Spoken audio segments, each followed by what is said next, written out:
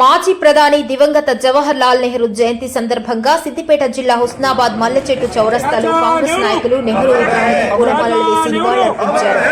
ఈ సందర్భంగా వారు మాట్లాడుతూ దేశ స్వతంత్ర ఉద్యమంలో కీలక పాత్ర పోషించి దేశ స్వాతంత్ర్యం అనంతరం మొట్టమొదటి ప్రధానిగా సుదీర్ఘకాలం పనిచేసి దేశ అభివృద్ధికి జవహర్ లాల్ నెహ్రూ కృషి చేశారని కొనియాడారు. పంచవర్ష ప్రణాళికలు తీసుకువచ్చి దేశ అభివృద్ధిలో కీలక పాత్ర పోషించారని గుర్తు చేశారు. దేశంలో రాష్ట్రంలో బహుళార్థక సాధక ప్రాజెక్టులు నిర్మించారన్నారు. నవభారత నిర్మాతగా పేరుగాంచారని, నెహ్రూ కుటుంబం నేటికి కూడా దేశానికి సేవ చేస్తున్నారన్నారు. ఆయన వారసుడిగా రాహుల్ గాంధీని ప్రధానమంత్రి చేయటమే కాంగ్రెస్ పార్టీ లక్ష్యమన్నారు.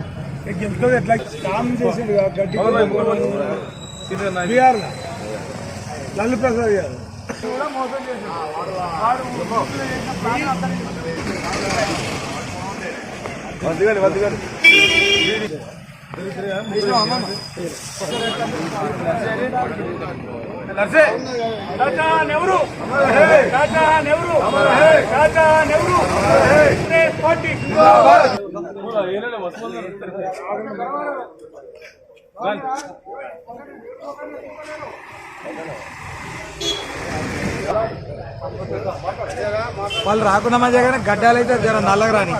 తెల్లగా రాని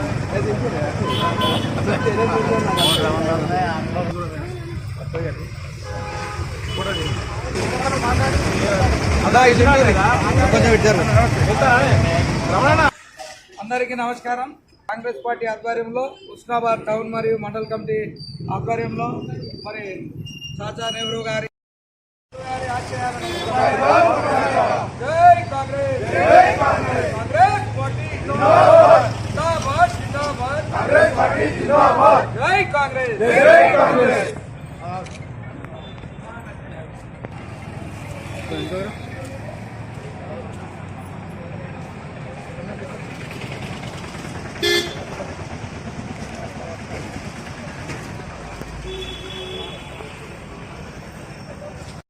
భారతదేశానికి మొట్టమొదటి ప్రధాని,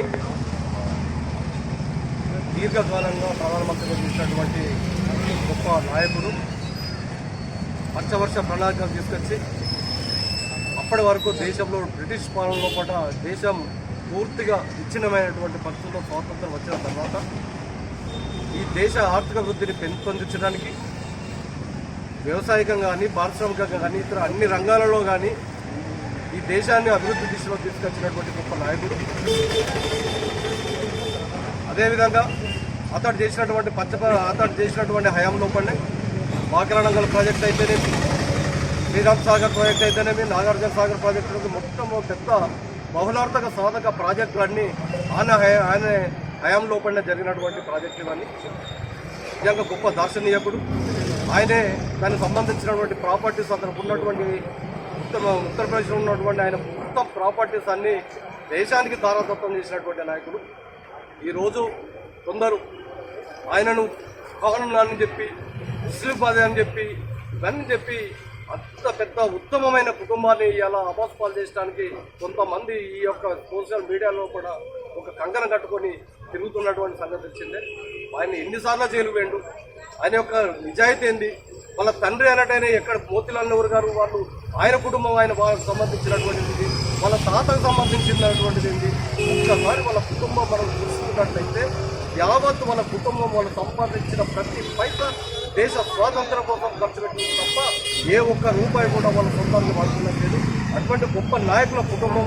ఈరోజు మనం నిజంగా మనం రుణపడి ఉన్నామంటే జవహర్ లాల్ నెహ్రూ కుటుంబానికి, ఇందిరాగాంధీ గారి కుటుంబానికి, రాజీవ్ గాంధీ గారి కుటుంబానికి, ఇప్పుడు ఉన్నటువంటి రాహుల్ గాంధీ గారు కూడా నిజంగా అతను దేశ ప్రధానిగా కూర్చున్నప్పుడు అయితేనే మనం వారి కుటుంబానికి కానీ, వాళ్ళు చేసినటువంటి సేవ కానీ, వాళ్ళ ఆత్మ త్యాగం చేసినటువంటి ఆత్మ బలిదానంలో కూడా మనం ఒక న్యాయం చేసినట్టు అవుతామని చెప్పి రానున్న రోజుల్లో కూడా మనం ఒక భావి భారత ప్రధానిగా రాహుల్ గాంధీ చూసినప్పుడే మనం ఈ దేశానికి, ఈ కాంగ్రెస్ పార్టీకి మనం న్యాయం చేసిన వారం అవుతామని చెప్పి ఈ సందర్భంగా తెలుసుకుంటూ ఆయన జయంతి సందర్భంగా ఇక్కడ ఉన్నటువంటి మండల, పట్టణ, పోతే అన్ని పార్టీలకు సంబంధించినటువంటి అంటే ఇక్కడ ఉన్న కాంగ్రెస్ పార్టీ నాయకులు, ముఖ్యంగా సింగిల్ విండో చేతులు గారు, మాజీ కౌన్సిలర్లు, ఈరోజు మన భారత మాజీ ప్రధాని పండిట్ జవహర్లాల్ నెహ్రూ గారి జయంతి కార్యక్రమానికి వచ్చేసిన మాజీ కౌన్సిలర్లు, ఆనాడు ప్రధానమంత్రిగా జవహర్లాల్ నెహ్రూ గారు ఉన్నప్పుడు ఈ దేశంలో గ్రామానికి గ్రామ పంచాయతీ, ఆర్థికంగా ఎదగడానికి ఒక బ్యాంకు, 100% చదవడానికి ఒక పాఠశాల అనే ఆలోచనతోటి ఆనాడు భారతదేశంలో వారు ప్రధానమంత్రిగా ఉన్న సందర్భంలో మరి గ్రామీణ ప్రాంతం అభివృద్ధి చెందినప్పుడే దేశం కూడా అభివృద్ధి చెందుతుందనే ఆలోచనతోటి మరి ఇవి అన్ని ఏర్పాటు చేసి ఇవాళ ఆనాటి కళలు ఇవాళ నిజమైన అంటే వారు భారతదేశ ప్రధానమంత్రిగా ఉండగా మన ఉమ్మడి ఆంధ్రప్రదేశ్ కానీ తెలంగాణలో కానీ వారు పునాది రాయిలు వేసి ప్రాజెక్టులు కట్టి ఇలా శ్రీరామ్ సాగర్ కానీ నార్త్ సాగర్ కానీ ఇలా ఈ దేశంలో కూడా ఎన్నో ప్రాజెక్టులు కూడా ఇవాళ దేశం మొత్తం అన్నపూర్ణగా ఉన్నదంటే ఆనాటి మరి జవహర్లాల్ నెహ్రూ, వారి బిడ్డ ఇందిరాగాంధీ, వారి మనవడు రాజీవ్ గాంధీ తర్వాత రాహుల్ గాంధీ గారి నాయకత్వంలో ఇవాళ కాంగ్రెస్ పార్టీ మరి ఎన్నో భూ సంస్కరణ చట్టాలు కానీ తర్వాత బ్యాంకుల జాతీయకరణ కానీ వారి అడుగుజాడల్లో పేద ప్రజానికానికి మరి కళలు నిజమైనప్పుడే మరి నిజమైన నివాళులు అర్పించడం అవుతుందని ఈ సందర్భంగా తెలియజేస్తూ ఈ అవకాశం ఇచ్చిన మీ అందరికీ ప్రత్యేకంగా కృతజ్ఞతలు. మన ఛానల్ని చూస్తున్న ప్రతి ఒక్కరూ సబ్స్క్రైబ్ చేసుకొని లైక్ చేసి షేర్ చేయడం మర్చిపోకండి.